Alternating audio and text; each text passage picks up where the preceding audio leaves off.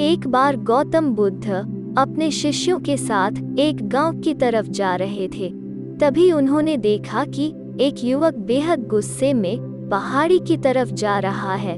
बुद्ध उसे देखते ही समझ गए कि या तो यह किसी की हत्या करने जा रहा है या फिर खुद आत्महत्या करने।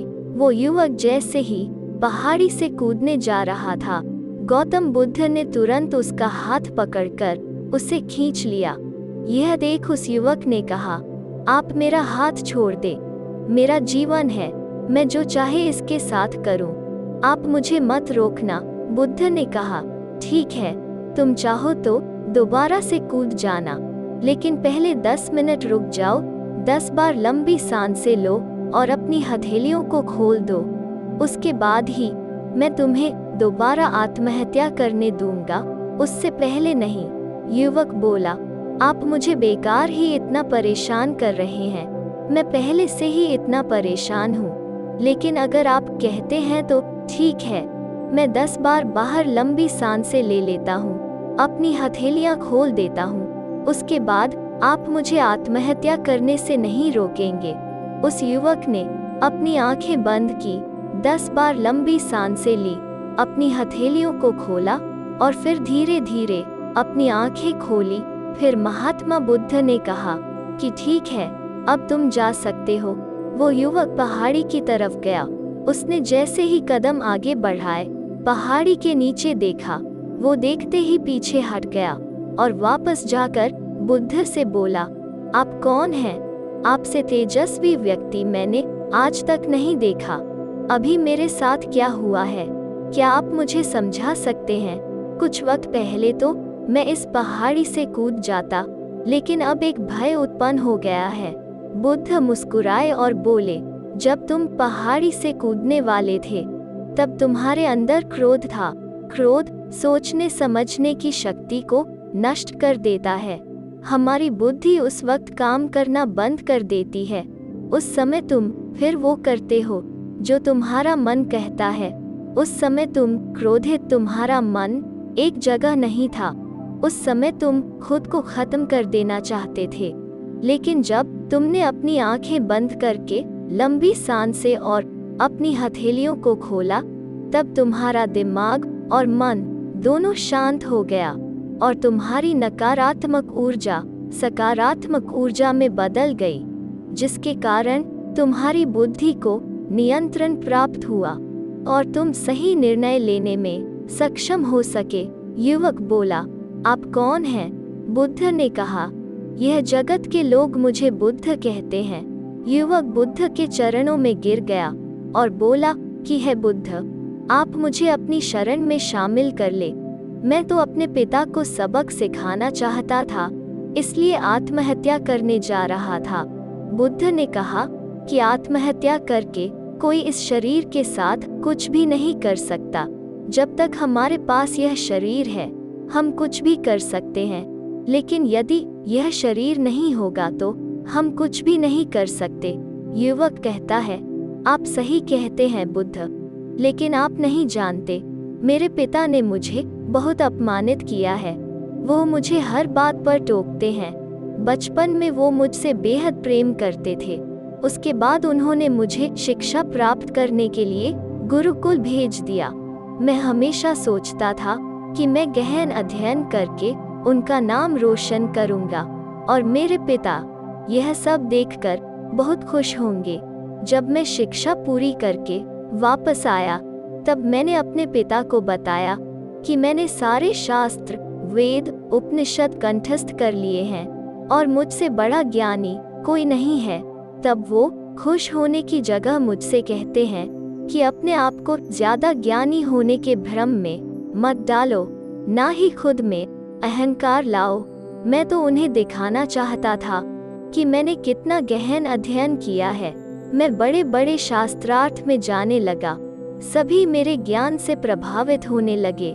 सभी ने मुझे महान ज्ञाता माना, लेकिन मेरे पिता ने नहीं माना।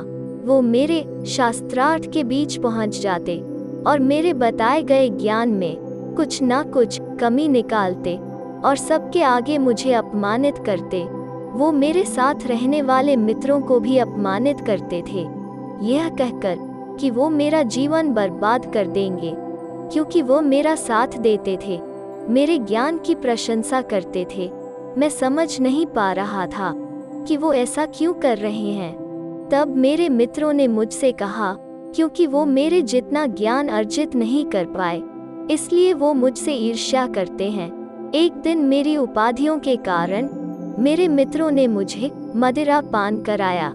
यह बात मेरे पिताजी को पता चल गई। वो ढूंढते ढूंढते वहां पहुंच गए और मुझे वहां सबके सामने थप्पड़ मार दिया। मुझे बहुत अपमानित महसूस हुआ। तब मैंने यह तय किया कि मुझे मेरे पिताजी को सबक सिखाना है और मैं यहाँ आत्महत्या करने आ गया, क्योंकि एक पिता के लिए इससे बड़ा सबक क्या होगा। जब वो अपने बेटे की अर्थी को उठाएंगे, तब उन्हें एहसास होगा कि उन्होंने क्या गलती की है। बुद्ध मुस्कुराए और बोले, मुझे एक बताओ, जो ज्ञान तुम्हें आत्महत्या करने के लिए प्रेरित करें, तो वो ज्ञान किस काम का, वो कहाँ से अच्छा हुआ, जो तुम्हें एक गलत काम को करने से नहीं रोक पा रहा। युवक ने कहा, आप सही कहते हैं बुद्ध, अब मैं खुद अज्ञानी सा महसूस कर रहा हूँ। आप मुझे अपनी शरण में ले, मैं आपसे ज्ञान प्राप्त करना चाहता हूँ।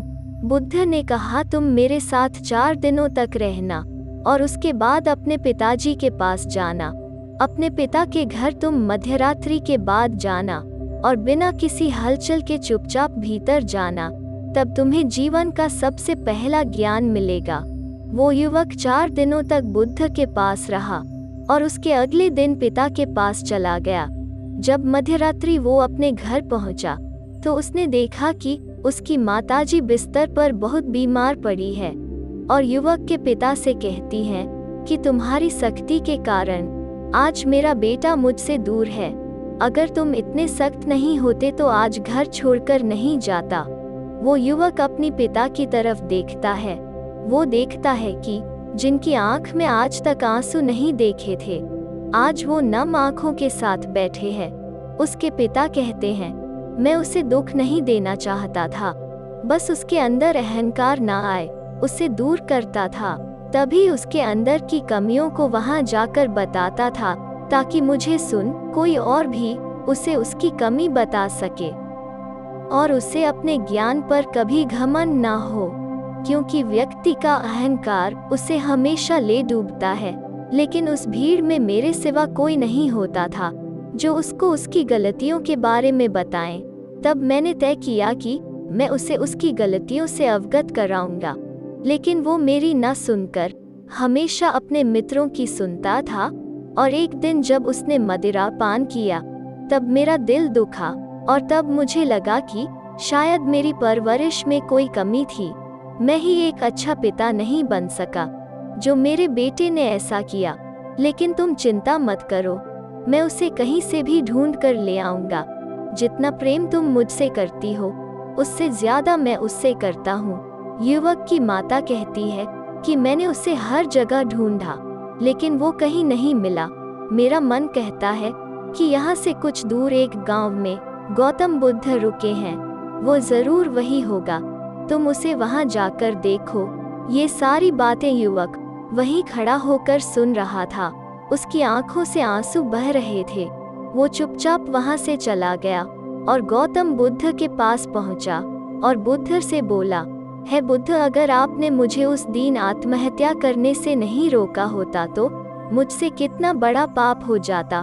बुद्ध ने युवक से कहा, इस जीवन की सबसे बड़ी गलती आत्महत्या करना है। ये जीवन तुमने खुद नहीं लिया है, उसे तुम्हें दिया गया है, तो तुम्हें कोई हक नहीं कि उसे खुद से नष्ट करो। कल सुबह तुम्हारे पिता यहाँ वापस आएंगे। कल सुबह तुम उनके साथ जाकर उनके ऋण को उतारना। युवक ने कहा, हे महात्मा बुद्ध, मुझे मेरा सारा ज्ञान व्यर्थ ही लगता है। आप सत्यता को उजागर करते हैं। मैं आपके साथ रहकर आपसे ज्ञान प्राप्त करना चाहता हूँ। मुझे अपने संघ में आप शामिल कर लें। बुद्ध ने कहा, कल सुबह जब तुम्हारे पिता आएंगे, तब तुम उनसे बातचीत करना और उनसे आज्ञा लेना, और तब तुम्हें लगे कि तुम्हें ज्ञान प्राप्ति की जरूरत है, तो संघ के दरवाजे सभी के लिए खुले रहते हैं।